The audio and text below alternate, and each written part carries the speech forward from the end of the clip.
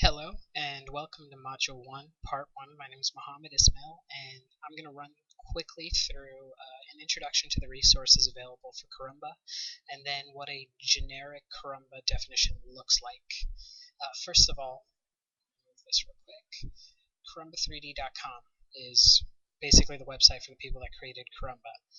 It's where they have all their resources, all the news on the program, and if you go to the downloads page, it's also where you get the manual.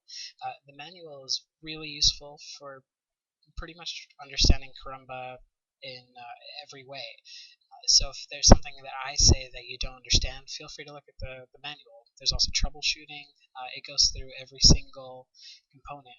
For example, line to beam, which is what we're going to be looking at today in my next module. So, also, one more thing on the website, the examples and tutorials are very useful if you want to just try out based on files that they provide. The first definition we're going to be using for Lab 1 is actually based on the simple parametric beam definition. And so feel free to go to the website and look at their YouTube video explaining how they made it and why they made it. And that's that. So, real quick, what a Karamba definition looks like. This is usually how it works.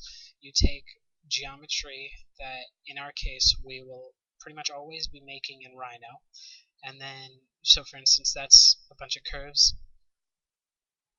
Turn them into beams, analyze those beams after you've decided where the supports are, where the loads are, and what cross-section those beams have.